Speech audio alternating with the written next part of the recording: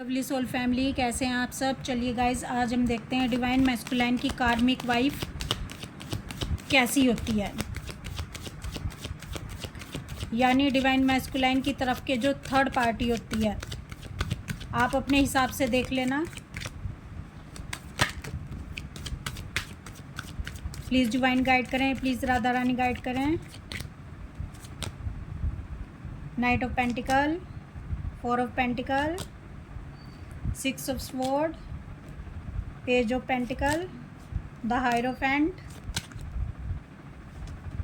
9 of sword, queen of wands। देखिए guys, जो divine masculine होते हैं, इनकी जो कार्मिक वाइफ होती है सेम ऐसी ही होती है जैसी डीएफ के कार्मिक हस्बैंड। अगर दोनों अलग अलग स्पाउस से मैरिड हैं तो इनकी लाइफ में जब कार्मिक वाइफ आती है तो ये अरेंज मैरिज के थ्रू, फैमिली प्रेशर के थ्रू आती है। 2-3 महीनों में ही इनकी मैरिज फिक्स होती है अपनी कार्मिक वाइफ से और शादी हो जाती है। इनको सोचने समझने का ज़्यादा मौका नहीं दिया जाता। इनको कार्मिक वाइफ पसंद नहीं आती, लेकिन ये फिर भी कंप्रोमाइज़ कर लेते हैं अपनी फैमिली के लिए। अपनी फैमिली को देखते हुए ये उनसे मैरिज कर लेते हैं अपनी कार्मिक वाइफ से। ये सोचते हैं कि मैं डीएफ को रिप्लेस कर दूंगा अपनी कार्मिक पार्टनर से, यानी ये डीएफ को अपनी कार्मिक वाइफ में देखना शुरू कर देते हैं। हो सकता है कार्मिक की थोड़ी डीएफ की थोड़ी थोड़ी झलक कार्मिक से मिलती हो, कोई स्टाइल मिलता हो, तो ये सोचते हैं मैं कार्मिक को ही, अपनी कार्मिक वाइफ को ही अपनी डीएफ बना लूँगा। लेकिन ये मंसूबा इनका पूरा नहीं होता। डिवाइन ऐसा होने नहीं देते, क्योंकि कार्मिक तो आई है अपना कर्मा बैलेंस करने के लिए पास्ट लाइफ का इनके साथ, और जो भी इन्होंने डीएफ को पेन दिया है वो पेन इनको मिलेगा कार्मिक के थ्रू। तो गाइस, जल्दी ही 15-20 दिन में ही लड़ाई झगड़े कार्मिक के साथ स्टार्ट हो जाते हैं, इनकी कार्मिक वाइफ के साथ। अब कार्मिक वाइफ का असली चेहरा इनके सामने होता है। कार्मिक इनको बहुत कंट्रोल करती है। कार्मिक वाइफ इनको धमकियां देती है। कार्मिक वाइफ इनसे पैसे मांगती है। कार्मिक वाइफ इनको डाइवोर्स की धमकी देती है, इनकी लाइफ से चले जाने की धमकी देती है। कार्मिक वाइफ चाहती है कि ये सांस भी उसी की मर्जी से लें। कार्मिक वाइफ इनकी जो होती है, इनको बदनाम करने की कोशिश करती है इनकी फैमिली में, इनके पेरेंट्स के सामने। अगर कार्मिक को थोड़ा सा भी पता चल जाता है डीएफ के बारे में, तो वो इनके व्हाट्सएप को चेक करती है, इनके फ़ोन कॉल चेक करती है, और ये कहाँ जा रहे हैं, कहाँ आ रहे हैं, किससे बात कर रहे हैं, वो पूरा ध्यान रखती है। कहने का मतलब है, जो इनकी कार्मिक वाइफ होती है वो बिल्कुल तमोगुणी होती है, यानी राक्षस प्रवृत्ति उसके अंदर होती हैं, और इस कार्मिक वाइफ से ही इनकी ईगो की डेथ करवाई जाती है।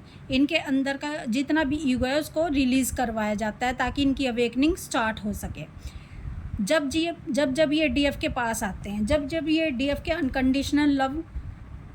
अनकंडीशनल लव में आते हैं, यानी अपनी डीएफ से कांटेक्ट में आते हैं सेपरेशन के बाद, और ये उसकी एनर्जी लेकर जाते हैं। ये एनर्जी भी इन्हें अवेकन करने में इनकी मदद करती है, और इधर कार्मिक इनकी ईगो की डेथ करने में लगे रहते हैं। इनकी कार्मिक वाइफ इनकी ईगो की डेथ करने में लगे रहते हैं।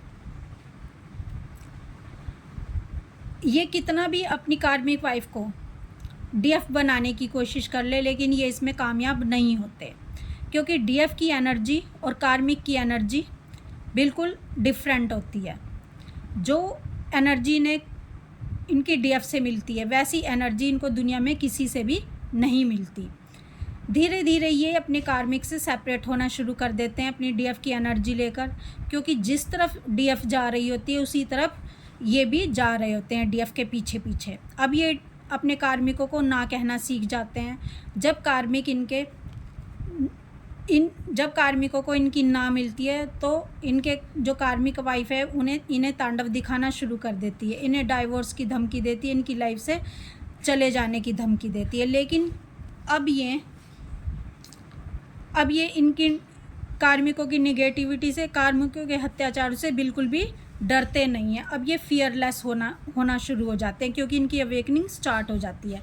अब ये अपने कार्मिकों को रिलीज़ करना शुरू कर देते हैं, क्योंकि इनका कर्मा बैलेंस होना शुरू हो जाता है। और ये उस समय होता है गाइस, जिस समय डीएफ अपने इनर डीएमडीएफ को बैलेंस कर लेती है, यानी अपने शिव शक्ति को, अपने अंदर की शिव शक्ति को बैलेंस कर लेती है, जब हाई अवेकन हो जाती है डीएफ। और डीएफ को उस समय 8 नंबर दिखाए जाते हैं, जब डीएम की लाइफ से कार्मिक रिलीज़ हो रहे होते हैं, यानी इनकी कार्मिक वाइफ रिलीज़ होने का समय आ जाता है, तो डीएफ को 8 नंबर दिखाया जाता है। अब डीएम बहुत स्ट्रॉन्ग हो जाते हैं। अब डीएम किसी की नहीं सुनते, अपनी कार्मिक की भी नहीं सुनते। अब डीएम एक्शन में उतर आते हैं, क्योंकि अब इसके बाद रीयूनियन होने का समय आ जाता है। गाइस देखो, जो भी रीडिंग आपको मिलती है वो आपसे 100% रेजोनेट करे ये ज़रूरी नहीं होती, क्योंकि सब जितने भी ट्विन फ्लेम है सब सेम स्टेज पर नहीं होते। किसी की अवेकनिंग अभी हुई है तो उसको लास्ट वाली जो स्टेज होती है वो कैसे समझ आएगी।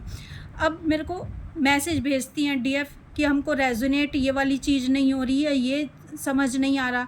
तो देखो, आपको धीरे धीरे सब समझ आ जाएगा। एक दिन में आपको कुछ भी समझ नहीं आएगा, क्योंकि हम लोगों को भी एक दिन में कुछ समझ नहीं आया था। जैसे जैसे एनर्जी आपको रेजोनेट करेगी वैसे वैसे आपको चीज़ें समझ आएंगी। जितना आपको रेजोनेट करता है रख लें, बाकी को लेट गो कर दें, और एक ना एक दिन ये एनर्जी आपको रेजोनेट अवश्य होगी।